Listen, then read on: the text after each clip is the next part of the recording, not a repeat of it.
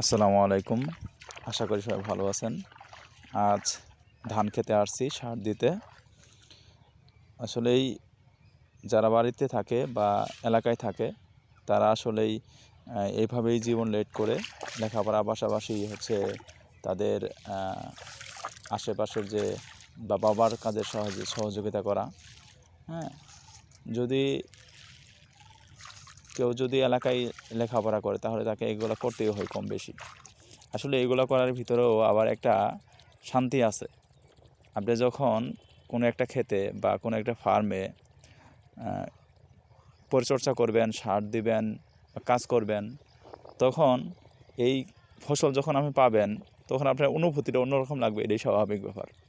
এবং কি আপনি যখন ক্ষেত দেখতে যাবেন বা কোনো এক সময় ঘুরতে যাবেন, তখন আপনার কাছে মনে হবে যে না, এখানে আমার কিছু কন্ট্রিবিউট আছে। হ্যাঁ, এইটা অনেক ভালো লাগে। আশা করি আপনারাও যারা এগুলা করেন বললেও অনেক সময় ক্ষেতের কাজে সহযোগিতা করেন বাবাকে, বা আমাদের বড় ভাই বাবা এগুলো যারা আছে তাদেরকে সহযোগিতা করি। তারা এই বিষয়গুলো আসলে বুঝতে পারেন যে এটা কতটুকু একটা মানসিক শান্তি আছে এখানে।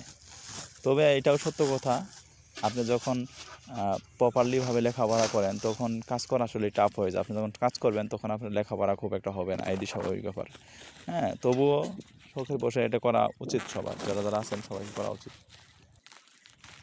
এখানে কয়েক প্রকারের সার আছে।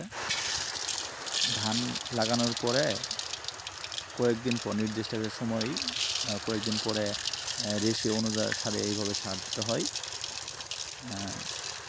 আর সার দেওয়ার একটা অনুভূতি আছে। যখন এরকম সুন্দর একটা দৃশ্যের ভিতরে আপনি সার দিবেন তখন আপনার ভালো লাগবে, এটাই বাস্তবতা। বিশেষ করে এই মুহূর্তে সার লাগানোর কিছুদিন পরে যখন মানে একদম জ্বালাগুলা বা ধান গাছগুলা কালো হয়ে আসে, তখন এর দৃশ্য একদমই খুব সুন্দর থাকে, যেমন এই যে এখন দেখতে পাচ্ছেন। হ্যাঁ, এই দৃশ্যের ভিতরে আসলে ক্ষেত লাগানোটাও আসলেই একটা মজার একটা ব্যাপার। আজ আপনাদের সাথে এতটুকুই। নেক্সট ইনশাল্লাহ পরবর্তী কোনো একটা ভিডিও নিয়ে আপনাদের মাঝে হাজির হব ইনশাল্লাহ। নেক্সট ভিডিওটা খুব ভালো হবে আশা করি। আসসালামু আলাইকুম। সব ভালো থাকবেন, সুস্থ থাকবেন। যদি ভিডিওটা ভালো লাগে তাহলে অবশ্যই সাপোর্ট করবেন।